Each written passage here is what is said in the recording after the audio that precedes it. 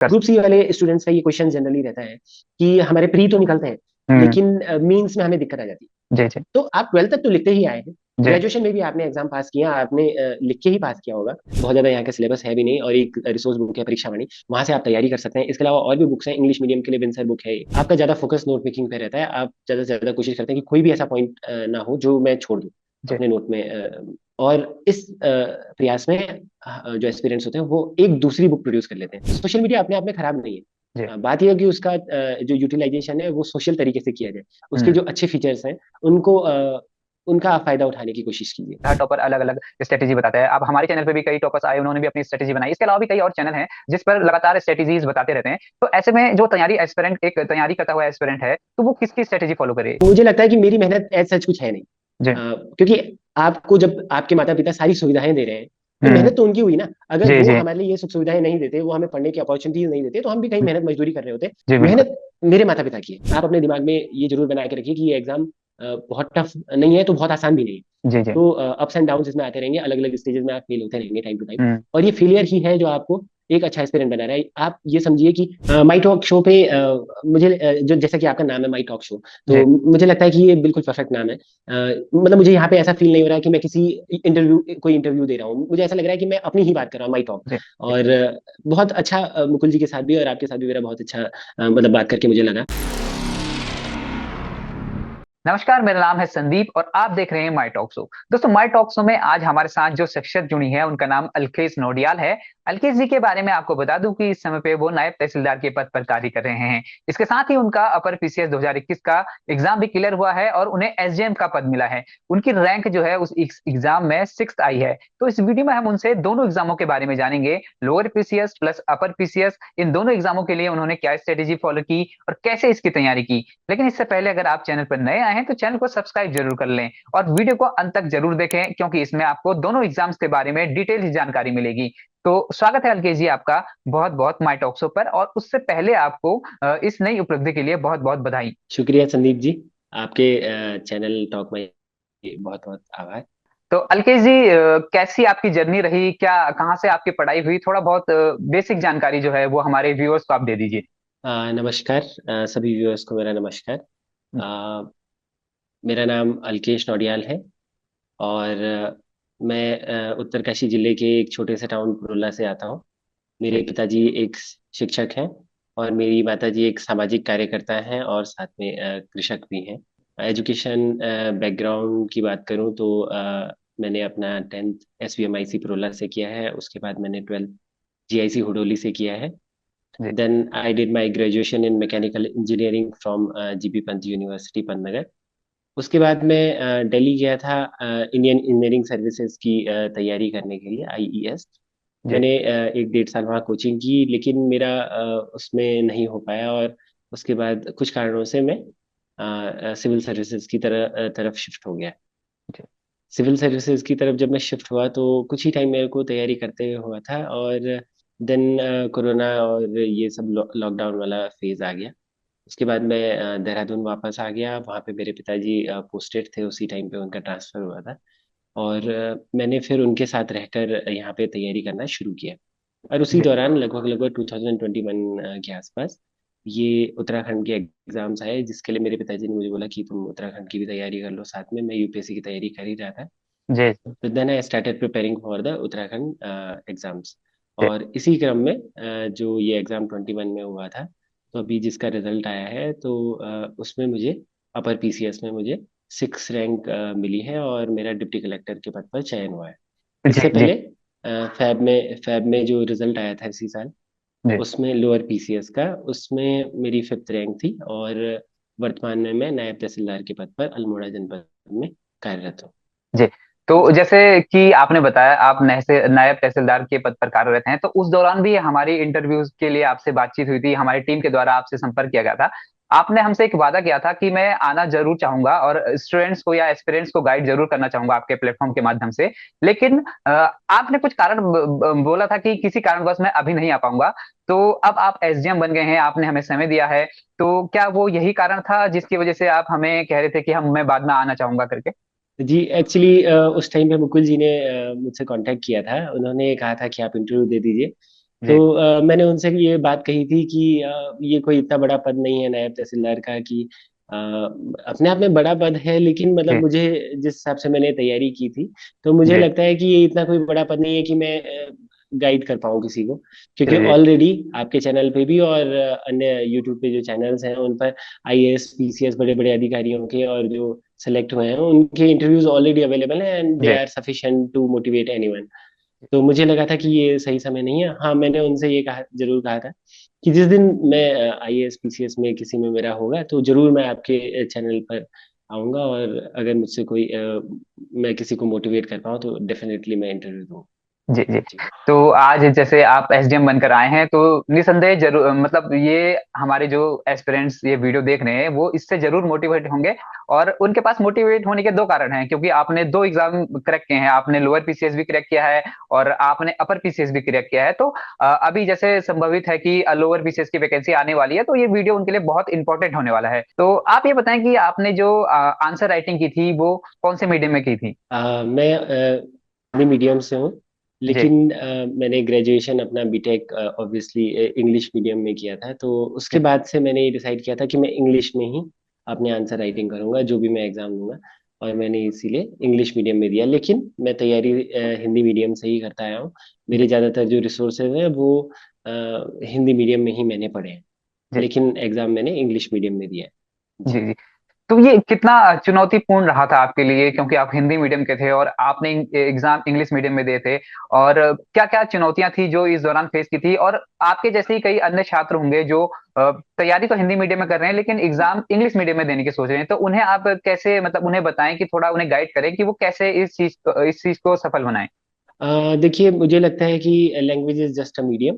जी आप अगर किसी भी लैंग्वेज में अगर आप पढ़ते हैं तो वो लैंग्वेज चूज कीजिए जिसमें आप ज़्यादा सहज महसूस करते हैं। आपको जिस लैंग्वेज में पढ़ने में आपको ज़्यादा समझ में आता है वो लैंग्वेज को ही चूज कीजिए। जो आपकी जी मातृभाषा है जनरली वही रहती है, उसी में आप ज़्यादा सहज महसूस करते हैं। तो मैंने भी हिंदी मीडियम में ही पढ़ना ज़्यादा प्रेफर किया। लेकिन ये नहीं है कि आप दूसरी लैंग्वेज ना सीखें, इंग्लिश भी बहुत इंपॉर्टेंट है, जी क्योंकि बहुत सारी रिसोर्सेज हैं जो इंग्लिश में ही आपको मिलेंगे। जी बिल्कुल। हाँ, स्टेट पीसीएस में ये जरूर है कि ज़्यादातर रिसोर्सेज जो एग्जाम के लिए चाहिए वो आपको हिंदी मीडियम में मिलेंगे। जैसे कि उत्तराखंड का अगर सिलेबस जी देखें जी तो उसके खासकर। लिए एक जी ज़्यादातर बुक्स वो हिंदी में है। तो जी आपको हिंदी भी आनी चाहिए। दूसरा रीज़न ये है हिंदी सीखने का यहाँ पर कि एक एग्जाम, एक पेपर वो अलग से हिंदी का आता है, जी क्योंकि यहाँ की राजभाषा वो हिंदी है। जब आप सिविल सर्वेंट बनेंगे तो आपको हिंदी आना जरूरी है, क्योंकि ज्यादातर गवर्नमेंट जो ऑर्डर्स हैं, जीओज हैं, वो जी सारे हिंदी में ही आप पत्राचार करेंगे। जी तो जी इसके लिए आपको हिंदी, आपका जो टेस्ट लिया जाता है, तो आप हिंदी जरूर सीखें, क्योंकि जी यहाँ पे 300 मार्क्स का आता था अभी तक, अब शायद 150 मार्क्स का हो जाएगा। अपर जी जी। पीसीएस की अगर मैं बात करूँ, हम्म। लोअर पीसीएस में भी एक ड्राफ्टिंग वाला जो अलग से एक पेपर आता है आउट ऑफ जी टू जी पेपर, जी तो सेकंड पेपर हिंदी का ही है। अगर जी देखा जाए तो हिंदी में ही उसमें आपको लिखना होगा। तो जी हिंदी बहुत जरूरी है। जी अगर अब बात रही है कि आप कैसे करें हिंदी अपनी इम्प्रूव, या इंग्लिश अगर किसी की वीक है तो वो कैसे इम्प्रूव करे, क्योंकि मुझे लगता है दोनों ही लैंग्वेज का आपको एक बैलेंस बना के रखना है। जी आपको जी दोनों ही आनी चाहिए, आप किसी में भी असहज महसूस ना करें, बेसिक बेसिक लेवल पे एटलीस्ट। जी तो उसके लिए आप ये कर सकते हैं कि अगर आप हिंदी मीडियम के हैं तो आप हिंदी की बुक्स को प्रेफर कर लीजिए। दूसरा, अगर आप इंग्लिश मीडियम के स्टूडेंट्स हैं तो आप बेसिक बेसिक हिंदी जो है उसको पढ़ना शुरू कीजिए, क्योंकि ऐसा तो है नहीं कि आपको हिंदी आती नहीं है, बस आपका टच खत्म होगा उससे जो इंग्लिश जी जी। मीडियम के स्टूडेंट्स हैं। हम्म। तो उनको भी आप साथ साथ में पढ़ते रहिए। आप उसको इस तरीके से ना लीजिए कि ये अलग से एक सब्जेक्ट है। आप जस्ट ये हम्म। सोचिए कि बाद में आपको इसी इसी लैंग्वेज में आपको ज्यादातर पत्राचार करने, ज्यादातर काम आपका हिंदी में ही होना है। तो आप जी उसको उस तरीके से लीजिए और समझने की कोशिश कीजिए शब्दावलियों को कि किस शब्द का क्या अर्थ है और किस सेंस में इसको यूज किया जा रहा है। और आप अगर लैंग्वेजेस को सीखते हैं, आप हिंदी हिंदी मीडियम वाले इंग्लिश सीख रहे हैं, इंग्लिश वाले हिंदी अगर सीख रहे हैं, तो आपको एक कहेंगे मल्टी टैलेंटेड पर्सनैलिटी ही बनाएगा, जी और वो आपके लिए अच्छा रहेगा। जी जी। जी जी। तो आपने जैसे लोअर पीसेस का जिक्र किया था, तो स्टार्ट करते हैं हम लोअर पीसेस से ही, क्योंकि ऐसा माना जा रहा है कि अभी कुछ टाइम बाद वो वैकेंसी आने वाली है। तो अगर कोई एस्पिरेंट जो है वो लोअर पीसीएस की तैयारी करना चाहता है तो क्या स्ट्रेटेजी उसे फॉलो करनी चाहिए, क्या बुक लिस्ट वो है जो उसे फॉलो करनी चाहिए? हम स्टार्ट करेंगे जीएस से और एप्टीट्यूड से, जो पेपर फर्स्ट है। मुझे लगता है कि लोअर पीसीएस के लिए बहुत ज्यादा आपको करने की जरूरत नहीं है। जी मतलब इस चीज पे फोकस करने की जरूरत नहीं है कि क्या रिसोर्सेज मैं अपनाऊं और मैं मेरी आंसर राइटिंग की प्रैक्टिस में कितनी करूं। इन सब की ज्यादा जरूरत अपर पीसीएस में है। लोअर जी पीसीएस में क्या है कि अगर जो प्री है उसमें आपको कुछ बिंदु हैं जो महत्वपूर्ण है। वो ये है कि 50 मार्क्स का वहां पर आउट ऑफ 150 50 मार्क्स का सिर्फ सीसेट आता है और वो जी। काउंट होता है हम्म। लोअर पीसीएस में। तो अगर आप किसी ऐसे बैकग्राउंड से, मैथ्स बैकग्राउंड से हैं या आपका एप्टीट्यूड अच्छा है, तो जी आप उसको स्किप कर सकते हैं। उसको हल्की फुल्की प्रैक्टिस के साथ आप उसमें एक्सेल कर जाएंगे। लेकिन अगर आप आर्ट बैकग्राउंड से और आपका एप्टीट्यूड अच्छा नहीं है, ऑल्दो उसमें मैथ्स नहीं आती है, एप्टीट्यूड ही आता है, जनरल बेसिक, जी तो जी आपका अगर अच्छा नहीं है तो आप उसकी तैयारी रेगुलर बेस पे कीजिए। उसमें आप ये फाइंड आउट करने की कोशिश कीजिए कि क्वेश्चंस प्रीवियस ईयर में किस तरीके के आते हैं। अगर आप देखेंगे सीसेट में कैसे क्वेश्चंस आते हैं, क्लॉक के क्वेश्चन आएंगे, एवरेज का क्वेश्चन आएगा, परसेंटेज का क्वेश्चन आएगा, जो बेसिक बेसिक चीजें हैं, प्रॉफिट एंड लॉस आएगा, वर्क एंड टाइम आएगा। तो इनको एक बार देख लीजिए कि इनमें भी किस टाइप के क्वेश्चन आ रहे हैं। जी क्योंकि ज्यादातर बच्चे जो उत्तराखंड में तैयारी कर रहे हैं, काफी लोग वो यूके एसएससी के ग्रुप सी के एग्जाम्स की तैयारी कर रहे हैं। जी बिल्कुल। वहां पे भी ये सेम क्वेश्चंस आते हैं। वहां हम्म। पे भी सी सेट एड ऑन होता है। लेकिन वहां पे जो क्वेश्चंस का स्तर है वो अलग है। अलग वहां है पे जी। कैलकुलेशन बेस ज्यादा आता है। वहां जी पे आपकी स्पीड चेक की जाती है। लेकिन लोअर पीसीएस में इनका लेवल थोड़ा बेहतर है जी और आपको कॉन्सेप्चुअल बेस ज्यादा आते हैं हम्म। रिलेटिवली। जी मैं ये नहीं कहूंगा कि एकदम कॉन्सेप्चुअल बेस्ड है, पर अगर आप कॉन्सेप्ट की तरफ जाएंगे, आप बेसिक से भी अगर सवाल को करेंगे, तो यहाँ पे टाइम की आपको एज सच कमी नहीं आएगी। तो आप जी फॉर्मूले रटने की बजाय, जो कि सी से ग्रुप सी के एग्जाम की तैयारी करते हुए स्टूडेंट करते हैं जनरली, क्योंकि वहाँ जी टाइम की कमी रहती है। हम्म। तो फॉर्मूले रटने की बजाय आप बेसिक जो उसका कॉन्सेप्ट है उसको समझने की कोशिश कीजिए। जी तो आपको कोई दिक्कत नहीं आएगी। और जो 50 मार्क्स का सी सेट है उसमें एटलीस्ट आप 40 45 40 प्लस एटलीस्ट आप लाने की कोशिश कीजिएगा, तभी आप कंपटीशन में रह सकते हैं। क्योंकि जीएस में बहुत अनसर्टेनिटी होती है, क्योंकि वहाँ करंट अफेयर भी है, उत्तराखंड भी है, हम्म। क्वेश्चन कहाँ से आ जाएगा, वास्ट सिलेबस है। जी तो आप एकदम से श्योरिटी के साथ नहीं कह सकते हैं कि मेरे इतने ही मार्क्स आएंगे। जी तो इसलिए वो ज्यादा श्योरिटी जो आप लाने की कोशिश कीजिए अपने सिलेक्शन की, तो वो यहाँ से आ सकती है। और सी सेट को आप बिल्कुल भी इग्नोर ना करें। इसके जी अलावा जो सेकंड मोस्ट इम्पोर्टेंट है वो है उत्तराखंड। जी उत्तराखंड का एग्जाम है तो उत्तराखंड आनी ही चाहिए आप सभी लोगों को। जी बिल्कुल लेकिन बिल्कुल। प्रॉब्लम ये है कि उत्तराखंड हमने स्कूल लेवल पे नहीं पढ़ी है। हम्म। ये हमारा दुर्भाग्य है कि हमारा सिलेबस ऐसा है कि उत्तराखंड बहुत कम हमारे स्कूलों में पढ़ाया जाता है। उत्तराखंड की जी हिस्ट्री या ज्योग्राफी और पॉलिटी, ये जी बहुत कम हमने पढ़ा है। मैं अपने टाइम की भी बात करूं तो मैंने ऐसा सच नहीं पढ़ा था। जब मैं एग्जाम उत्तराखंड की स्पेसिफिक तैयारी करने लगा, तभी मेरा इनसे आमना सामना हुआ है उत्तराखंड की चीजों से। जी तो मुझे लगता है कि अगर उत्तराखंड आपको पढ़ना है तो बहुत ज्यादा, उत्तराखंड छोटा सा प्रदेश है, बहुत ज्यादा यहाँ का सिलेबस है भी नहीं, और एक रिसोर्स बुक है परीक्षा वाणी, वहां से आप तैयारी कर सकते हैं। इसके अलावा और भी बुक्स हैं इंग्लिश मीडियम के लिए, विंसर बुक है, तो वहां से आप देख सकते हैं, विंसर ईयर बुक से। जी जी उसमें भी लगभग लगभग परीक्षा वाणी जैसा ही कंटेंट है, तो वहां से आप हम्म। देख सकते हैं। लेकिन जी आप थोड़ा सेग्रीगेट कर लीजिए जी कि कौन कौन से टॉपिक्स हैं जो ज्यादा आते हैं, उनको प्रायोरिटी दीजिए। और कौन से टॉपिक्स हैं जो जिनसे रैंडमली, मतलब कभी कभी कभार ही क्वेश्चन आएगा, तो जी उनको उतनी प्रायोरिटी देने की ऐसा जरूरत नहीं। जी और साथ में आ, ये जो गाइड करेगा आपको इसमें, ये पीवाईक्यू ही है। जी जी पीवाईक्यू से आपको पता चलेगा, परीक्षावाणी में पीछे जी पीवाईक्यूज दिए हैं, तो वहां से आपकी प्रैक्टिस बहुत अच्छे से हो सकती है। जी जी इसके अलावा बाकी जीएस है। जीएस के लिए तो आप मतलब यहाँ पर भी, इस चैनल पर भी और अन्य चैनल्स पर भी बहुत सारे टॉपर्स की जो वीडियोस हैं, उनके लेक्चर्स हैं, उनसे आप कंसल्ट कर सकते हैं। जी जी। तो इसमें जैसे करंट अफेयर की बात आपने बताई थी, करंट एक ऐसा पोर्शन है जिसको लेकर एस्पिरेंट के बीच एक कंफ्यूजन रहता है कि कितने मंथ्स की हम तैयार करें और कहाँ से करें, तो उसके बारे में थोड़ा बताएं। क्योंकि करंट्स का ऐसा है कि अगर आप एक बार पढ़ लेते हैं, एक दो बार रीडिंग कर लेते हैं, तो आपको जल्दी से वो याद हो जाते हैं और एग्जाम में भी आसानी रहती है टिक करने में। तो आप उसके बारे में बताएं कुछ, उसकी तैयारी वो कैसे करें और कितने मंथ्स का उन्हें करंट अफेयर देखना चाहिए। अगर लोअर पीसीएस की मैं बात करूं तो उसमें मुझे लगता है कि कम से कम 1 साल के करंट अफेयर आप कर लीजिए। जी लेकिन करंट अफेयर चूज करते हुए आपको बहुत ही वाइज रहना होगा हम्म। कि सिर्फ उन्हीं करंट अफेयर्स को देखें जो बहुत ही इंपॉर्टेंट है, जनरल अवेयरनेस के। जी जी बहुत ज्यादा फैक्चुअल और बहुत ज्यादा डिटेलिंग करंट अफेयर्स में जाने की एज सच आवश्यकता नहीं है। जी। मतलब अगर आप एक मंथ के करंट अफेयर प्रिपेयर करते हैं तो मुझे लगता है हार्डली वो 10 पेजेस के बनेंगे।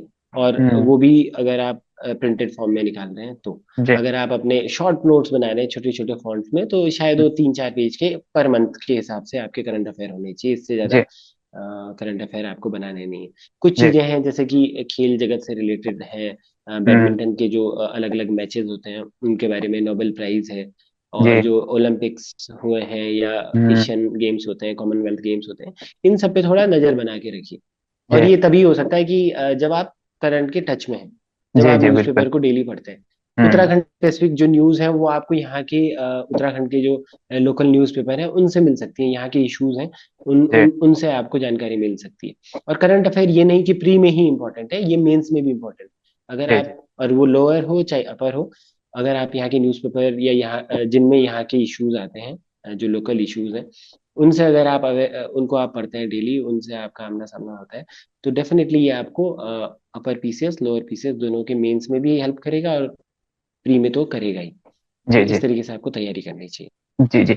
तो अब पेपर सेकंड पे हम चलते हैं। पेपर सेकंड में भी जीएस का एक बहुत बड़ा पोर्शन है, और उसको राइटिंग की जब बात आती है तो स्टूडेंट्स को ये कंफ्यूजन रहती है कि उन्हें राइटिंग कैसे स्टार्ट करनी चाहिए।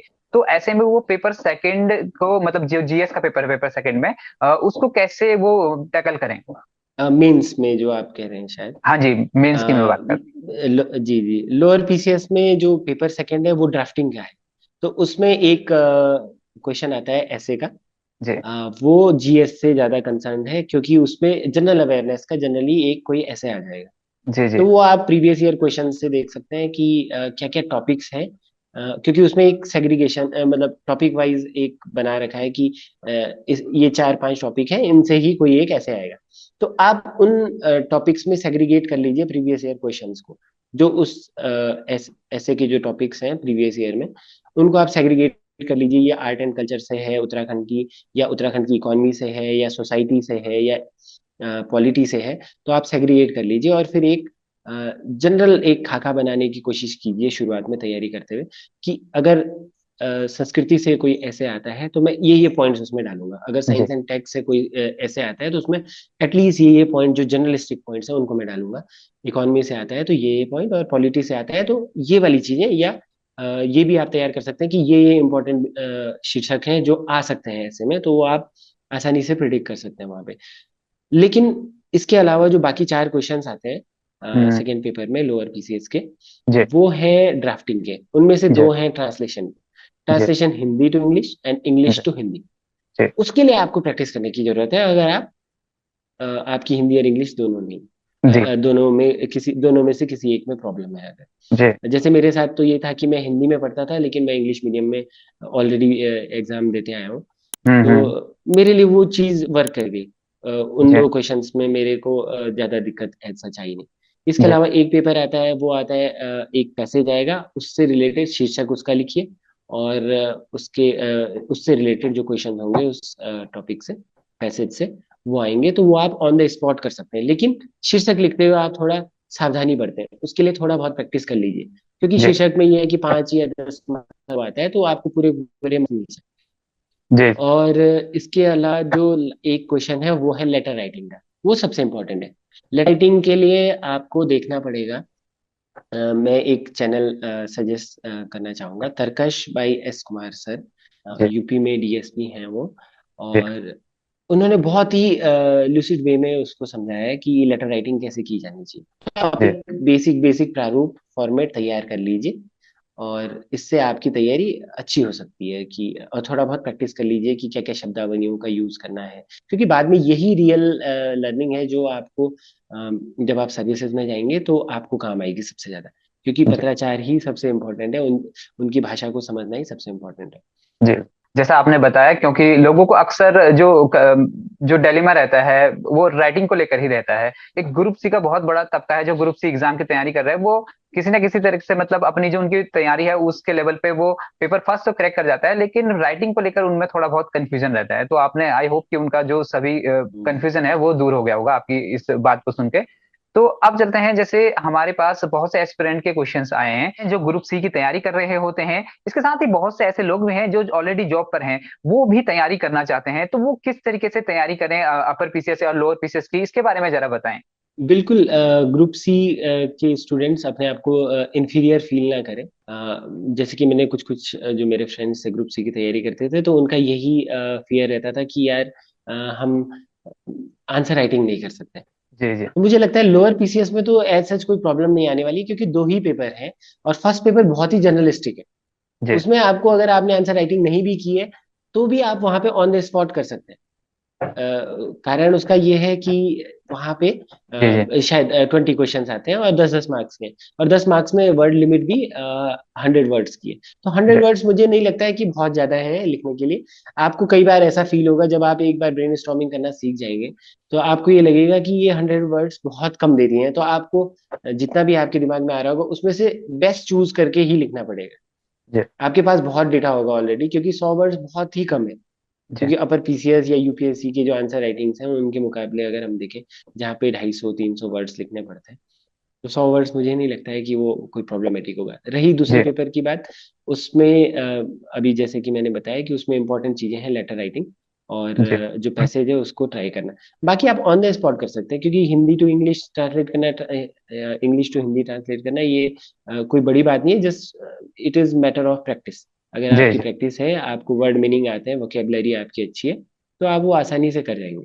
जी जी। अब जो है आपने लोअर पीसीएस का तो सभी कुछ डिटेल में समझा दिया है। तो अब चलते हैं हम अपर पीसीएस की ओर। तो लोअर पीसीएस और अपर पीसीएस में जो डिफरेंस है वो एक पेपरों का डिफरेंस है, और बुक्स को आप कैसे देखते हैं कि क्या क्या बुक उन्हें और ऐड ऑन करनी चाहिए जो लोअर पीसीएस की तैयारी कर रहे हैं, अगर उन्हें अपर पीसीएस का भी एग्जाम देना है। लोअर पीसीएस और अपर पीसीएस में मैं एज सच कोई ज्यादा डिफरेंस नहीं मानता हूँ, क्योंकि मैंने जी दोनों के लिए तैयारी की। और जी मैंने अलग से कोई तैयारी नहीं की है। जी मैं जब अपर पीसीएस की तैयारी करने लगा, तो मैं यूपीएससी की ऑलरेडी तैयारी कर रहा था, तो जीएस पोर्शन को मैंने उसके बाद ज्यादा तवज्जो नहीं दी। मुझे लगा कि जितना मैंने ऑलरेडी पढ़ा है वो उसके हिसाब से मैं कर लूंगा। जी लेकिन उत्तराखंड का यहाँ पे अलग से पेपर तो नहीं कहूंगा, लेकिन अलग से सिलेबस में था उत्तराखंड। तो वो, हम्म। उससे मैं बिल्कुल अनअवेयर था, तो मैंने उसके लिए परीक्षा वाणी को पढ़ना शुरू किया। और जी परीक्षा वाणी लोअर में भी काम आती है और अपर में भी काम आती है। हाँ, क्वेश्चंस का स्तर अलग अलग हो सकता है, उस पे आपको ध्यान देना होगा। जी और इसके लिए आप एक नोट्स बना लीजिए पहले, जो आपके हैंडी हो। पूरी परीक्षा वाणी मुझे लगता है कि 20-30 पेजेस में आप उसको समराइज कर सकते हैं, जो कि आप बार बार उसको पढ़ते रहें। जी और जब आप नोट्स बनाएं, उसमें आप मेंस के लिए, जैसे अपर पीसीएस का मेंस है, तो वहां पे आपको बहुत ज्यादा जरूरत पड़ेगी, क्योंकि वहां पे हिस्ट्री के क्वेश्चंस आएंगे, उत्तराखंड की हिस्ट्री के। जी तो उसके लिए आपको कुछ ऐसे प्रीवियस ईयर क्वेश्चन से आपको पता चलेगा कि कुछ ऐसे क्वेश्चंस हैं जो परीक्षा वाणी से एड्रेस नहीं हो रहे। हम्म। तो उसके लिए आपको अलग रिसोर्सेज, या तो आप वो देख लें, या आप प्रीवियस ईयर में किसी टॉपर्स की जो कॉपी हो, यूट्यूब पे अवेलेबल हो, उनको जी देख जी लीजिए। उनमें अगर कोई क्वेश्चन आया हो, या किसी कोचिंग के नोट्स, या किसी अपने फ्रेंड्स के साथ कंसल्ट करके, या कोई कोचिंग में आप ऑलरेडी जा रहे हो, तो वहां से आप देख लीजिए। जी और उनको आप नोट नोट नोट डाउन कर लीजिए, जी ताकि जब पेपर आए, तो उस टाइम पे आप उनको फटाफट से रिवाइज करके उनको तुरंत पेपर में प्रोड्यूस कर सकें। जी जैसे कि जी मैं एक एग्जांपल बताता हूँ। जैसे कि परमार डायनेस्टी है यहाँ। जी तो परमार डायनेस्टी के बारे में as such basic basic information आपको मिल जाएगी, लेकिन ये चीजें कि उनका रेवेन्यू एडमिनिस्ट्रेशन कैसा था, जी उनका जनरल एडमिनिस्ट्रेशन कैसा था, या उनकी इम्पोर्टेंट जो सोशल पॉलिसीज है जो उन्होंने अपनाई, वो आपको एकदम कंसोलिडेटेड फॉर्म में वहां पर नहीं मिलने वाली है परीक्षा वाणी में। जी तो उसके लिए या तो आप अलग से कोई बुक पढ़ लीजिए, जैसे कठोर सर की है और अजय रावत सर की है, वो पढ़ लीजिए। मैंने जी नहीं पढ़ा, लेकिन हम्म। अगर आप पास समय है, शुरुआत कर रहे हैं, आपको इंटरेस्ट है, तो आप पढ़ सकते हैं वहां से। जी जी लेकिन एक दूसरा बेहतर तरीका है स्मार्ट स्टडी का, वो ये है कि किसी कोचिंग के नोट्स से कंसल्ट कर लीजिए। जी या किसी ने मॉडल आंसर लिखे हों, किसी कोचिंग ने प्रोवाइड किए हों, या प्रीवियस ईयर में किसी ने मॉक टेस्ट के दौरान जो टॉपर्स रहे हों, उन्होंने कोई आंसर लिखा हो, और वो आपको मिलते हैं कहीं से, तो वहां से आप देख सकते जी हैं। इनको आप एक हैंडी 10-10 पॉइंट, 5-5 पॉइंट में आप नोट कर लीजिए, और यही पॉइंट है जो आपको जी एग्जाम में के दौरान काम में आएंगे। जी। जैसा आपने बताया कि आपने डॉक्टर अजय राव सर की जो बुक है या कटोच सर की जो बुक है वो आपने रीड नहीं की थी, तो क्या मतलब आपने सिर्फ परीक्षावाणी पढ़ी थी या इनके अलावा कुछ और जो स्टडी मटेरियल है वो फॉलो किया था। जी, उत्तराखंड के लिए मैंने सिर्फ और सिर्फ परीक्षा वाणी ही पढ़ी। जी। और मुझे लगा कि वो सफिशिएंट थी एग्जाम के दौरान। पर मैं उस ये नहीं टाइम के कहना एग्जाम के चाहूंगा लिए। कि जी। अगर, जी जी, पर जी मैं ये क्योंकि नहीं कहना चाहूंगा कि आप और बुक्स को ना पढ़ें। जी जी। जैसा कि अभी उसका मतलब अब उसका जो नया जी जी सिलेबस है वो बदल चुका है, जैसे कि आप जी जानते जी हैं। तो उसके लिए मैं पूछ रहा था ये जी सवाल। जी, बिल्कुल बिल्कुल बिल्कुल बिल्कुल। तो मैं भी इसीलिए ये कहना चाह रहा हूँ कि जी अब शायद परीक्षा वाणी से सिर्फ काम ना चले। जी जी तो उसके लिए अगर आपके पास समय है, तो आप इन बुक्स को भी, रेफरेंस बुक्स को भी पढ़ते हुए चलें। जैसे जी कि कोई मैगजीन आती है यहाँ की, या जी गवर्नमेंट की जो डीआईपीआर की जो मैगजीन आती है, या आप उनकी वेबसाइट्स हैं वहाँ पे जो इश्यूज चल रहे हैं, जैसे कि यहाँ पे ऑर्गेनिक फार्मिंग के जी चीजें जी चलती हैं, जी खनन नीति से जी रिलेटेड जो आर्टिकल्स आते हैं, उनको भी आप पढ़ते चलिए साथ साथ में। जी जी वो जो स्कीम्स है गवर्नमेंट की स्कीम, स्पेशली उत्तराखंड की, उनको भी आप देखते हुए चलिए। क्यों? जी क्योंकि अब उत्तराखंड में दो अलग से पेपर हो गए हैं। फर्स्ट पेपर में हिस्ट्री पॉलिटी ज्योग्राफी आने वाला है, और जी सेकंड पेपर में economics and disaster management and other issues जो हैं वो जी। आएंगे। और हम्म। इसके लिए सिर्फ परीक्षा वाणी से काम नहीं चल सकता। परीक्षा वाणी से आप एक बेसिक स्केलेटन बना सकते हैं, उसमें आप एड ऑन करते रहिए। जी शुरुआत लेकिन आप परीक्षा वाणी से ही करें। और अगर आपके पास समय है और आप किसी रेफरेंस बुक से करते हैं तो वो भी किया जा सकता है, लेकिन परीक्षा वाणी एक छोटी बुक है, तो आपके मेंटल प्रेशर नहीं रहेगा ऐसे। आपको ये जी नहीं लगेगा कि उत्तराखंड में जो अलग से बहुत ज्यादा पढ़ना है, जी तो जी इसलिए आप वहां से शुरुआत कर सकते हैं। जी जी। आपने नोट्स मेकिंग की बात की, जैसे परीक्षा वाणी का आपने बताया कि 20 या 30 पेजों में आप उसके नोट्स बना लीजिए, तो मतलब कितनी रीडिंग के बाद हमें ये नोट्स बनाने चाहिए और किस तरीके से बनाने चाहिए? क्योंकि इस एस्पिरेंट के बीच अक्सर ही कंफ्यूजन रहता है, वो क्या करते हैं कि पहली रीडिंग में ही नोट्स बनाने स्टार्ट कर देते हैं। जी संदीप जी, मुझे लगता है कि अगर आप नोट मेकिंग कर रहे हैं तो सबसे पहले शुरुआत में ही, जब आप रीडिंग कर रहे हो, शुरुआत अगर आप कर रहे हो, तो आपको नोट मेकिंग नहीं करनी चाहिए। जी क्योंकि अगर आप शुरुआत में ही नोट मेकिंग करने लग जाते हैं तो आपका ज़्यादा फोकस नोट मेकिंग पे रहता है। आप ज़्यादा से ज़्यादा कोशिश करते हैं कि कोई भी ऐसा पॉइंट ना हो जो मैं छोड़ दूँ जी। अपने नोट में। और इस प्रयास में जो एस्पिरेंट्स होते हैं वो एक दूसरी बुक प्रोड्यूस कर लेते हैं सेम बुक पैरेलली। जी जी मुझे जी लगता है कि नोट का मीनिंग ये नहीं होना चाहिए। नोट्स, जो मैंने एक रूल पढ़ा था वो ये है कि अगर आप 100 लाइंस पढ़ते हैं तो उसके नोट्स आपके 10 लाइंस में ही आ जाने चाहिए। 1/10 रूल। पर अगर 1/10 ना भी फॉलो हो तो एटलीस्ट आप इतना कोशिश कर सकते हैं कि 100 लाइन अगर आप पढ़ रहे हैं तो उसके नोट्स ज्यादा से ज्यादा 20 लाइंस में आ जाए। जी तो ये किया जा सकता है। जी जी। बिल्कुल। तो इन सब में जैसे नोट्स मेकिंग है और भी कई चीजें हैं, जैसे करंट अफेयर हो गया, तो इन सब में मोबाइल का यूज किस तरीके से किया जाए? क्योंकि आप देखते हैं आजकल हम लोग जैसे देखते हैं कि अगर हम यूट्यूब खोलते हैं तो कहीं का कहीं पहुंच जाते हैं, मतलब तो इसका इस्तेमाल कैसे किया जाए, और क्या आपने भी इसका इस्तेमाल किया था? बिल्कुल। कोई भी पर्सन जो सोसाइटी में रहता है इन सब चीज़ों से, इन डिस्ट्रैक्शन से अछूता नहीं रह सकता है। और मैं भी नहीं रहा हूँ।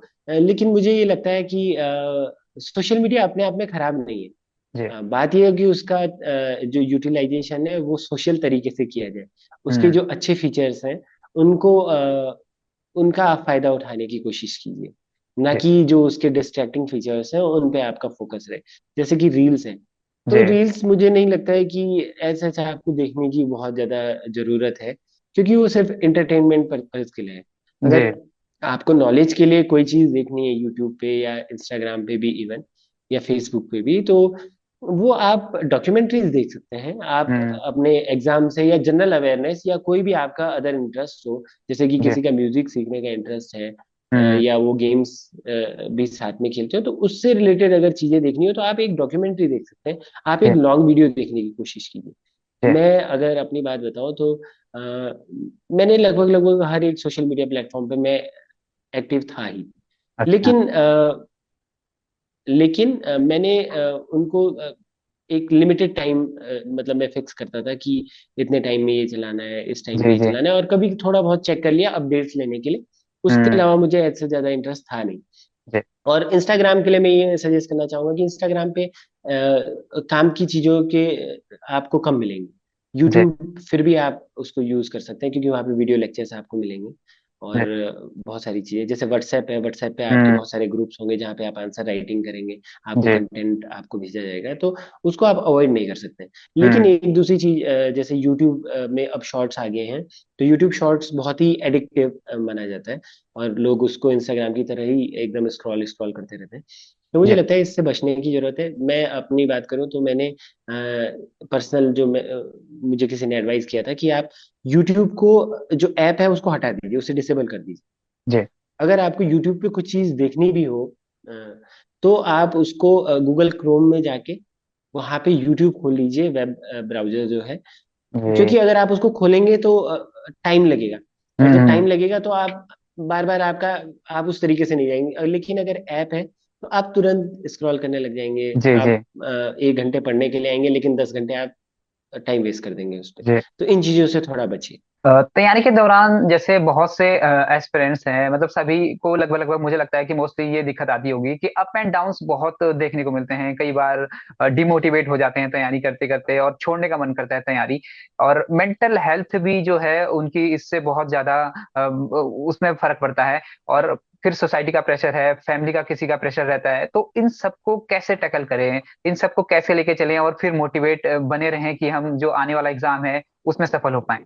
जी, मुझे ये लगता है कि जो भी एस्पिरेंट तैयारी कर रहे हैं तो सबसे पहले तो उन्हें ये सोच लेना चाहिए एग्जाम तैयारी करने से पहले कि is it worth it to come to prepare for this exam. जी उसके सारे एस्पेक्ट देख लीजिए कि इस एग्जाम में बाद में क्या क्या चैलेंजेस आने वाले हैं, क्या क्या सैलरी पर्क्स अलाउंसेस हैं, क्या क्या सुविधाएं आपको मिलने वाली है, और क्या आप इसमें एक एज अ प्रोफेशन आ रहे हैं या आउट ऑफ पैशन आ रहे हैं।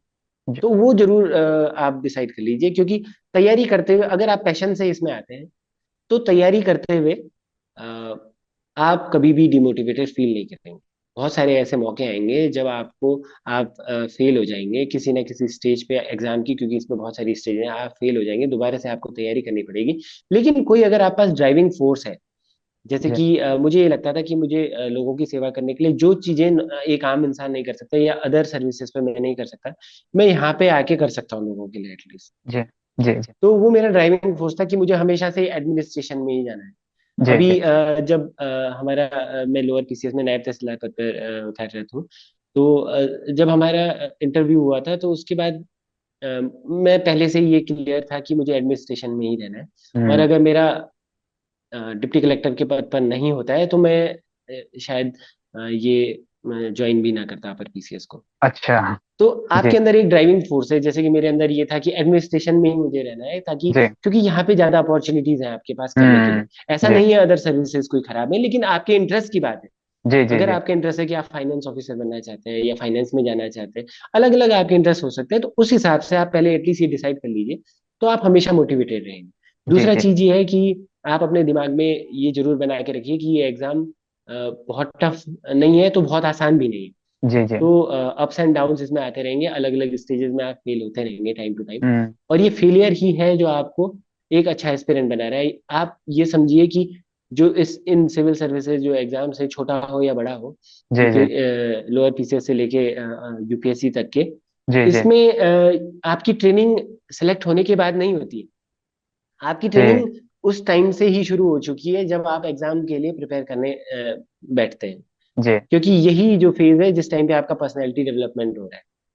आप कैसे चैलेंजेस को हैंडल करते हैं, कैसे प्रेशर्स को हैंडल करते हैं, कैसे अदर लोगों की जो क्रिटिसिज्म है उनको हैंडल करते हैं, तानों को आप सुनते हैं, और फिर भी आप मुस्कुराते हो, अपना काम करते हैं, आगे बढ़ते हैं। जी आपको खुद पर कॉन्फिडेंस है कि नहीं मैं करूंगा। आपको अपनी मेहनत पे कॉन्फिडेंस है कि नहीं मेरा होगा। और आप लगातार स्ट्राइव करते रहते हैं अपने बेस्ट के लिए। तो यही आपको एक अच्छा सिविल सर्वेंट बनाता है, ना जी कि आप बार बार डिमोटिवेट हो जाएं। हाँ, जी साथ साथ में कुछ चीजों का ध्यान रखिए, जैसे कि अगर आप एक डिसिप्लिन लाइफ अप्रोच अपनाते हैं। मैं बिल्कुल बहुत ही इनडिसिप्लिन रहा हूँ अपनी लाइफ में, जी वो मेरी कमी है। तो मैं आप लोगों से ये गुजारिश करना चाहूंगा कि जिस चीज का खामियाजा मुझे भुगतना पड़ा है, इतना लेट मुझे लगा है ये एग्जाम निकालने में, वो जी आप लोग ना करें। आप डिसिप्लिन रहें। बाकी परसिवरेंस आप अपने अंदर रखें, और हम्म, किसी की बातों से आपको डिमोटिवेट होने की जरूरत नहीं है। और अपने आप को अच्छे लोगों से जरूर सराउंड करके रखिए। वही जी आपको लगातार मोटिवेशन देते रहेंगे, और इंटरनल मोटिवेशन तो सबसे बड़ा है ही। जी जी। तो एक ये क्वेश्चंस अक्सर रहता है स्टूडेंट्स का भी, हम कमेंट बॉक्स में भी देखते हैं कि बहुत से लोग ये बोलते हैं कि यार हर टॉपर की अलग अलग स्ट्रेटेजी होती है, हर टॉपर अलग अलग स्ट्रेटेजी बताता है। अब हमारे चैनल पे भी कई टॉपर्स आए, उन्होंने भी अपनी स्ट्रेटेजी बनाई। इसके अलावा भी कई और चैनल हैं जिस पर लगातार स्ट्रेटेजीज बताते रहते हैं। तो ऐसे में जो तैयारी एस्पिरेंट, एक तैयारी करता हुआ एस्पिरेंट है, तो वो किसकी स्ट्रेटेजी फॉलो करे? मुझे लगता है कि स्ट्रेटजी किसी की स्पेसिफिक चीज है। और अगर कोई ऐसे पर्टिकुलर स्ट्रेटजी है नहीं किसी भी एग्जाम की, तो जी आपकी अपनी अपनी स्पेसिफिक स्ट्रेटजी हो सकती है। हाँ, जी उसके अगर शुरुआत में आप एक नोवाइस हैं तो आप ये देख सकते हैं कि अलग अलग यूट्यूब चैनल्स के माध्यम से, या आपके आसपास कोई सीनियर्स हैं या अन्य अनुभवी लोग हैं, टीचर्स हैं, उनसे आप कंसल्ट करिए। जी और आप अपनी उनके इनपुट के माध्यम से एक अपनी स्ट्रेटजी बनाने की कोशिश कीजिएगा। अगर आप सिलेबस और पीवाईक्यूज को अगर देख लेते हैं, तो उस हिसाब से आप अपनी जॉब, हो सकता है आप जॉब में हो सकता है कि आप कोचिंग करते हो, साथ में हो सकता है आप ग्रेजुएशन कर रहे हो, आपके घर की अपनी अलग प्रायोरिटीज हो सकती हैं, अलग जो मजबूरियां हैं वो हो सकती हैं। तो उस हिसाब से आप अपना टाइम टेबल बनाइए, अपनी स्ट्रेटजी बनाइए कि मुझे कितना टाइम देना है, कितना टाइम में मैं कर सकता हूँ। अपनी कैपेबिलिटी के हिसाब से डिसाइड कीजिए किस सब्जेक्ट को मुझे कितना टाइम देना है और कितने टाइम में तैयार कर सकता हूँ। अलकेश जी, हमसे कई स्टूडेंट्स ने, एस्पिरेंट्स ने क्वेश्चंस पूछे हैं। इनके जवाब आप ऑलरेडी इंटरव्यू में कुछ के जवाब दे चुके हैं, जैसे बुक लिस्ट हो गई और राइटिंग प्रैक्टिस हो गई।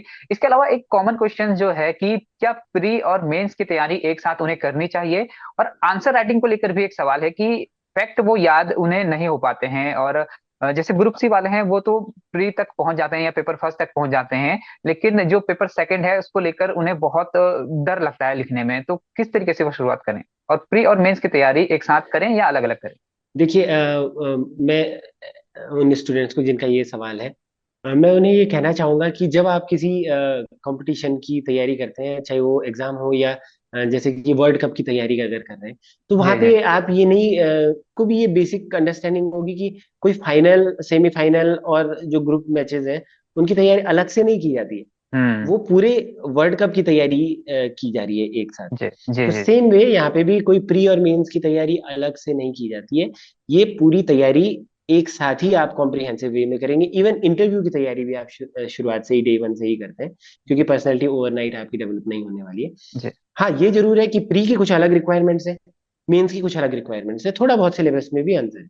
तो जी उस हिसाब से आप जब आप मेंस पढ़े, मेंस के लिए पढ़े शुरुआत से ही, जब आप तैयारी कर रहे हैं, तो मेंस के लिए पढ़ते हुए आपको कॉन्सेप्चुअल चीजों पे ज्यादा फोकस रखना है।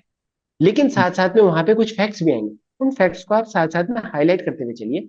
और जब प्री आने वाला हो तो उस टाइम पे सिर्फ इन फैक्ट्स को रिवाइज कीजिए।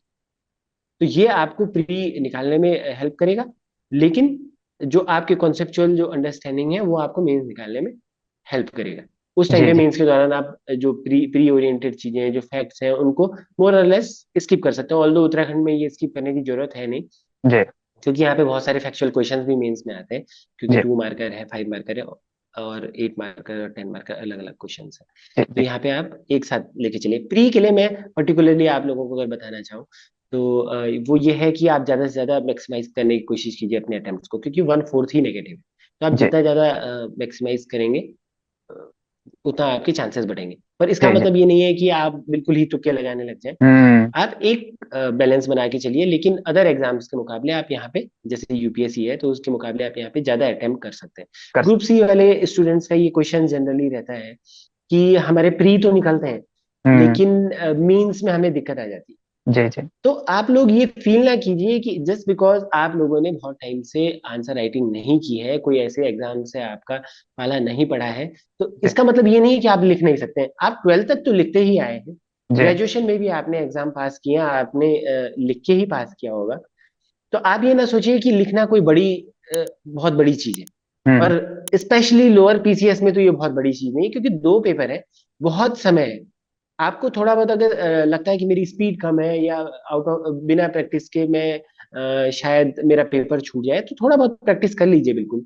आप जी कोई मॉक ज्वाइन कर सकते हैं किसी अच्छी कोचिंग से, रिव्यूज देख के आप जी कोचिंग ज्वाइन कर सकते हैं। लेकिन उससे ज्यादा आंसर राइटिंग के लिए मुझे जो लगता है पर्टिकुलरली, वो सबसे बेस्ट स्ट्रेटजी ये है कि आप किसी टॉपिक को पढ़िए, उसका जो प्रीवियस ईयर में जो मेंस के क्वेश्चंस आए हैं उसको अब निकालिए, क्योंकि आप जी। उसके बारे में आप पढ़ चुके हैं। और जी। जब आप पढ़ चुके हैं तो उसके बारे में देखिए, ब्रेन स्टॉर्मिंग करने की कोशिश कीजिए, क्या मैं इस क्वेश्चन को कर पा रहा हूँ या नहीं। आपको जी। पूरा मॉडल आंसर लिखने की जरूरत नहीं है।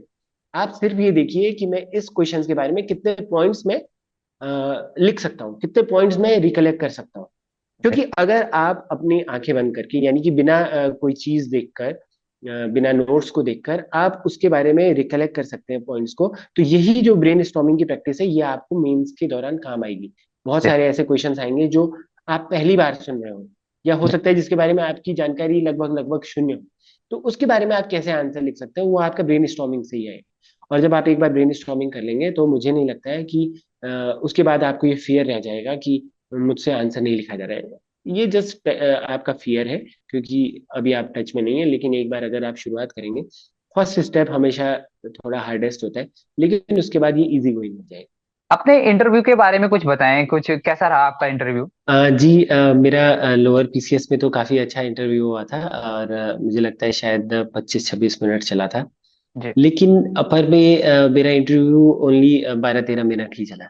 जी। और मैं इंटरव्यू के बारे में कुछ चीजें, जो इंटरेस्टिंग चीजें हैं वो शेयर करना चाहूंगा कि जब आप इंटरव्यू दें, तो आप बिल्कुल भी ये ना सोचें कि यहाँ पे आपको आपकी नॉलेज को टेस्ट किया जा रहा है। जी। जैसे कि सिलेबस में भी लिखा है, वो ये है कि आपके जो इंटेलिजेंस है, और आपके एक्सप्रेशंस हैं, आपकी कम्युनिकेशन स्किल्स हैं, आपकी ओवरऑल जो पर्सनैलिटी है, उसको यहाँ पर जज किया जाता है इंटरव्यू के दौरान। जी। तो आप ये ना सोचें कि जब मेरा प्री हो जाए, मेंस हो जाए, उसके बाद मैं इंटरव्यू की तैयारी करूंगा। जी। क्योंकि पर्सनैलिटी ओवरनाइट डेवलप नहीं होने वाली है। और उसके लिए आपको थ्रू आउट द, जब आपकी तैयारी चल रही हो, तो उस दौरान आपको अपनी पर्सनैलिटी बनाने की कोशिश करनी होगी इस पर्टिकुलर एग्जाम के लिए। जी। आप अपने आप को ऐसा फील करें कि I am already a civil servant, I जी। Am already an officer. जी। और इस मानसिकता के साथ नहीं, जो कॉलोनियल मानसिकता है कि मैं एक राजा हूं, वैसे नहीं। आप एक सेवक की तरह, एक हम्बल होकर, आप अगर आप अपने जवाब देते हैं, तो डेफिनेटली आप अच्छा करेंगे इंटरव्यू के दौरान। जी। दूसरी बात मैं ये कहना चाहूंगा कि मैंने पर्सनली कोई भी तैयारी, कोई भी मॉक नहीं दिया था इंटरव्यू के लिए, लोअर पीसीएस के दौरान भी और अपर पीसीएस के दौरान भी। जी। जी। क्योंकि मुझे ये लगता था कि मैं जितना ओरिजिनली मैं जो सब बोल सकता हूँ, मैं बिना किसी इन्फ्लुएंस के बोलूंगा वहां पर, तो मुझे लगता है वो थोड़ा एक यूनिक इफेक्ट डालेगा। जी। और इसलिए मैंने कोई मॉक नहीं दिया। पर इसका मतलब ये नहीं है कि आप मॉक ना दीजिए। हम्म। अगर आपको लगता है कि आप असहज महसूस करते हैं बोलने में, तो आप बिल्कुल मॉक ज्वाइन कीजिए। जी। लेकिन मॉक कितने आप दे सकते हैं? 4-5 दे देंगे, 6-7 दे देंगे, 10 दे देंगे।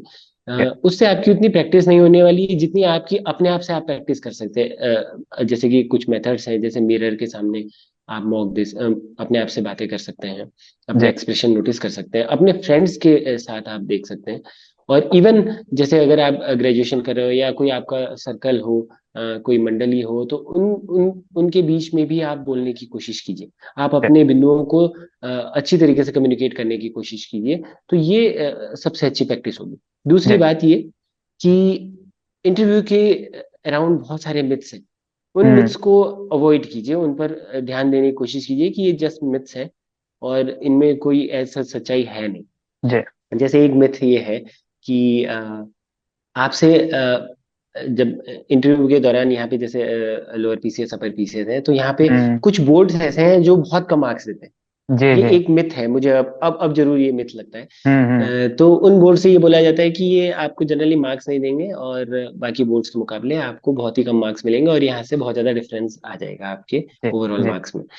और मेरे साथ भी यही हुआ कि जब मैं इंटरव्यू देने गया, तो वहां पर एक बोर्ड जो मुझे अलॉट हुआ था, तो मुझे बोला गया था कि आप ये कैप पहन के मत जाइए, ये अच्छा। गलत इम्पैक्ट डालेगा, जो जी। बोर्ड के मेंबर है वो आपसे चिढ़ सकते हैं। हम्म। तो मैंने कहा उनसे कि मैं लोअर पीसीएस के दौरान भी ऐसे ही गया हूँ, तो मुझे नहीं लगता है कि ऐसा कोई प्रॉब्लम आएगी। हम्म। लेकिन वो बार बार मुझे इंसिस्ट करते रहे कि नहीं, आप ऐसा मत कीजिए, और ये इनका बोर्ड है, इसलिए ये प्रॉब्लम आ जाएगी।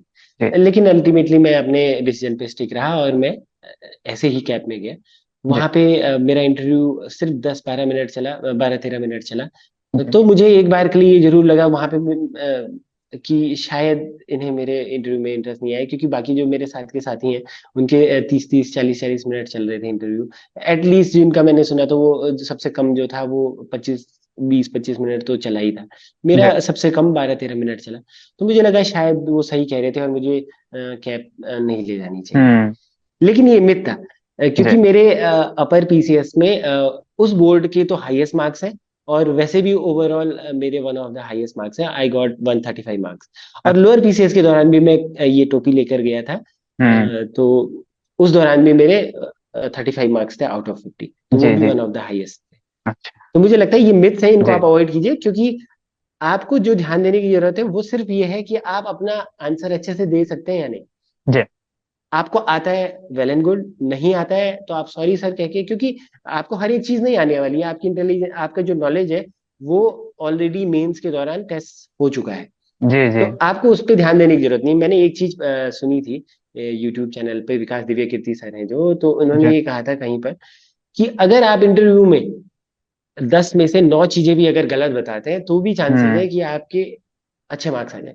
जी और कारण ये है कि आपके एक्सप्रेशन कैसे हैं, आपका जवाब देने का तरीका कैसा है, और आप एकदम कॉन्फिडेंट होके जवाब दे रहे हैं या नहीं। जी। क्योंकि हो सकता है कि वो 10, आप भी 10 क्वेश्चन पूछें तो उनको ना आए हो 10 क्वेश्चन। हम्म। तो आपको कॉन्फिडेंट रहना है कि नहीं, मैंने क्वालिफाई करके मैं यहाँ पर आया हूँ।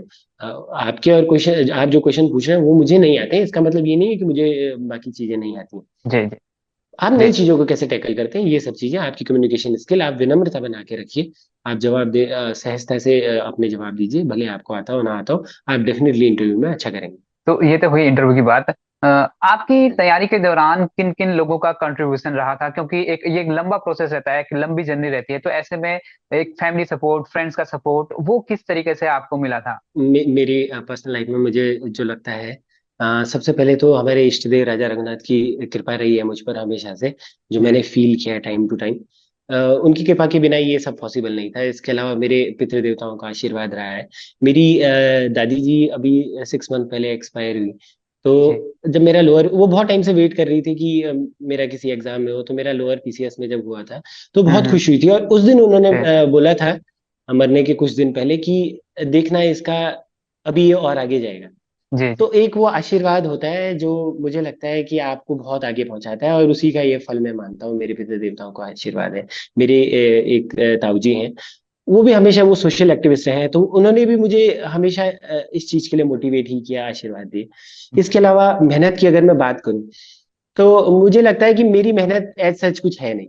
जी। क्योंकि आपको जब आपके माता पिता सारी सुविधाएं दे रहे हैं, तो हम्म। मेहनत तो उनकी हुई ना। अगर जी वो जी। हमारे लिए ये सुख सुविधाएं नहीं देते, वो हमें पढ़ने की अपॉर्चुनिटीज नहीं देते, तो हम भी कहीं मेहनत मजदूरी कर रहे होते। जी बिल्कुल। मेहनत मेरे माता पिता की है। तो हम्म। उनकी मेहनत के बदौलत, उनके डेडिकेशन, उनके जो एफर्ट्स हैं, उनकी बदौलत ही मैं यहाँ पर पहुंच पाया हूँ। इसके अलावा मेरी लाइफ में मेरे फ्रेंड्स हैं, मेरे आसपास हमेशा से बहुत अच्छे लोग रहे हैं। जी जी। तो मेरे फ्रेंड्स हैं, उन्होंने मुझे टाइम टू टाइम फाइनेंशियली भी सपोर्ट किया, और मतलब ऐसे भी मोटिवेट किया मुझे लगातार। उन्होंने हमेशा मुझ में कॉन्फिडेंस बनाए रखा। तो जी उनका भी मैं बहुत बहुत धन्यवाद करना चाहूंगा आपके मंच के माध्यम से। और जी। मेरी सभी स्टूडेंट से ये गुजारिश है कि जब भी आप तैयारी करें तो आप हम्बल बने रहिए, सबके सबके लिए आप अच्छा सोचिए। जी तभी आपके लिए, आपको ज्यादा से ज्यादा दुआएं मिलेंगी, और बिना दुआओं के, बिना उस परमात्मा की शक्ति के, ये एग्जाम क्लियर करना, ऐसे एग्जाम्स क्लियर करना, या लाइफ में आगे बढ़ना, मुझे नहीं लगता कि पॉसिबल हो सकता है। तो इसलिए आप जी। हमेशा हम्बल बने रहिए, अपना व्यवहार सबके साथ अच्छा रखिए। ये आपको सर्विसेज में जाने के बाद भी हमेशा काम आते रहेगा। और एक अच्छी भावना रखिए कि मैं, मुझे लोगों के लिए अच्छा करना है, सिर्फ अपना ही अच्छा करना है, ये तो हर कोई सोचता है। जी जी। लेकिन आप अगर सिविल सर्वेंट बनना चाहते हैं तो ये सब चीजें जरूर अपने दिमाग में रखिए। इसके अलावा एक और चीज मैं बोलना चाहूंगा कि जी जी। एक लाइब्रेरी जरूर ज्वाइन कर लीजिए। हम्म। जब आप लाइब्रेरी ज्वाइन करते हैं तो वहाँ पे एक अलग एटमॉस्फेयर होता है। मैंने भी एक लाइब्रेरी ज्वाइन की थी करणपुर, यहाँ पे एक एजुकेशनल हब है, जब मैं देहरादून में तैयारी कर रहा था। जी। तो माँ शारदा लाइब्रेरी करके नाम से एक लाइब्रेरी है, वो मेरे एक फ्रेंड है, उनकी है लाइब्रेरी। तो वहाँ मैं गया था, बहुत अच्छा माहौल था। उन्होंने मुझे इंसिस्ट किया कि यहाँ पे आओ, तुम पढ़ो यहाँ पर। बहुत सारे फ्रेंड्स ने मुझे वहाँ बुलाया। तो मुझे लगता है कि इन चीज़ों का, इन दोस्तों का और इस लाइब्रेरी का मेरे सक्सेस में वन ऑफ द, मतलब सबसे बड़ा योगदान रहा है। और जी जी। इसलिए उन सभी का मैं धन्यवाद करना चाहूंगा जी जी। जी। और माई टॉक शो के बारे में आपके विचार हम जानना चाहेंगे। जैसे कि हमारी एक मुहिम रहती है कि टॉपर्स आएं और अपनी स्ट्रेटेजी शेयर करें और एस्पिरेंट्स को गाइड करें, तो इसके बारे में आप क्या कहना चाहेंगे? माई टॉक शो पे मुझे जो जैसा कि आपका नाम है माई टॉक शो, तो जी मुझे लगता है कि ये बिल्कुल परफेक्ट नाम है। मतलब मुझे यहाँ पे ऐसा फील नहीं हो रहा है कि मैं किसी कोई इंटरव्यू दे रहा हूँ। मुझे ऐसा लग रहा है कि मैं अपनी ही बात कर रहा हूँ, माई टॉक। जी जी और बहुत अच्छा मुकुल जी के साथ भी और आपके साथ भी मेरा बहुत अच्छा मतलब बात करके मुझे लगा। जी और पहले भी मुकुल जी ने मुझे कांटेक्ट किया था, तो उस टाइम भी उन्होंने जिस जी तरीके जी से बात की थी मुझसे, और बाकी इंटरव्यूअर्स के बाकी जो टॉपर्स हैं उनके भी जो मैंने इंटरव्यूज देखे, तो मैं मुझे काफी मोटिवेशन मिलती है। और मुझे लगता है कि आप लोग जो यहाँ के युवा हैं, अ, जिनकी आवाज या कहें कि जिनका जो मेहनत है वो आप दूसरे एस्पिरेंट तक लाकर उनको जी मोटिवेट करने का जो आप प्रयास कर रहे हैं वो काफी सराहनीय है। क्योंकि जी यही मंच है, यही चीजें हैं, सोशल मीडिया का असली मतलब यही है जी कि आप सोसाइटी के बेटरमेंट के लिए किस तरीके से काम कर रहे हैं। तो आप एग्जाम से रिलेटेड जो चीजें कर रहे हैं, आपकी वजह से बहुत सारे युवा जो हैं, ग्रुप सी वाले हों चाहे लोअर पीसीएस अपर पीसीएस में हो, बहुत मोटिवेट हुए हैं, और मुझे ये जी देखकर बहुत अच्छा लगता है। और इसके लिए आपकी टीम का भी, आपका पर्सनली मुकुल जी का बहुत बहुत सादर धन्यवाद मैं करना चाहूंगा इसके लिए। जी जी। आपका बहुत बहुत धन्यवाद जो आपने माई टॉक्स के बारे में अपने विचार रखे। जाते जाते स्टूडेंट्स के लिए एक मैसेज, और फिर उसके बाद फिर हम इस इंटरव्यू को वाइंड अप करते मेरा मैसेज सभी स्टूडेंट्स के लिए यही रहेगा कि आप कंसिस्टेंट होकर पढ़ाई करिए, आप डेडिकेटेड होकर पढ़ाई करिए, और इस एग्जाम के दौरान आप पेशेंस जरूर अपने अंदर रखिए। अपने आप को कभी भी लो फील ना करें। एक बात हमेशा याद रखें कि जब आपके डाउन्स हो लाइफ में, आप बहुत नीचे चल रहे हो, तो कभी भी आप अंडर कॉन्फिडेंट फील ना करें, अपने आप को किसी से कम ना समझें। लेकिन जब आप सफलता पाए, कोई छोटी से छोटी सफलता भी पाए या हैं। बड़ी सफलता भी पाए, तो कभी भी अपने आप को ज्यादा ना आके अपने से नीचे वालों को ये ना समझे कि ये मुझसे नीचे और मैं इससे ऊपर हूँ। जी तो आप जी हमेशा ये हम्बल बने रहिए, सबके साथ अच्छा व्यवहार रखिए, एक पॉजिटिविटी अपने अंदर रखिए, और अपने आप को कॉन्फिडेंट रखिए, कॉन्फिडेंस रखिए, और मेहनत करते रहिए। और आपका एग्जाम जरूर निकलेगा, और एग्जाम ही नहीं, आप लाइफ में भी जरूर अच्छा करेंगे। क्योंकि जी एजुकेशन का मतलब ये नहीं है कि, एजुकेशन के बारे में दो चीजें हैं वो मैं बोलना चाहूंगा कि सा विद्या या विमुक्त है। कि एजुकेशन वो है जो आपके सारे बाइसेस से मुक्त कर दे, लिबरेट कर दे। तो जी आप ऐसी एजुकेशन को अपने अंदर लाने की कोशिश कीजिए। एजुकेशन का रियल पर्पस यही है। और दूसरी चीज ये कि विद्या ददाति विनयम। तो एजुकेशन आपके अंदर तब मानी जाएगी जब आप एक विनम्रता के साथ दूसरों के साथ बात करते हैं। आपसे बड़े हैं या पद में अगर कोई छोटे हैं, एज में बड़े हैं, तो उन सबके साथ, आपके साथी हैं, सबके साथ आप विनम्रता से बात करें, हम्बल होकर अगर आप बात करते हैं, तब जी जाकर मैं मानूंगा कि वो रियल एजुकेशन। तो जी यही आप अपने अंदर इनकॉर्पोरेट करने की कोशिश कीजिएगा। जी जी। तो बहुत अच्छा जो मैसेज है आपने स्टूडेंट के बीच दिया। और अब इस इंटरव्यू को हम वाइंड अप करते हैं। तो ये थे हमारे साथ अलकेश नोडियाल जी, जिन्होंने काफी अच्छी तरीके से आप सभी को गाइड किया। आई होप कि आपके सभी डाउट्स क्लियर हो गए होंगे। अलकेश जी की इस नई जिम्मेदारी के लिए एक बार फिर से आपको बहुत बहुत बधाई। Thank you Sandeep ji. आपसे जी फिर जी मुलाकात होती रहेगी। और जी। सभी लोगों को ऑल द बेस्ट। तो मिलते हैं आपसे फिर और एक नए एपिसोड में और एक और नए टॉपर्स के साथ। इसके अलावा अगर आपके कोई सवाल रहते हैं तो आप कमेंट बॉक्स में अपने सवाल हमसे पूछ सकते हैं।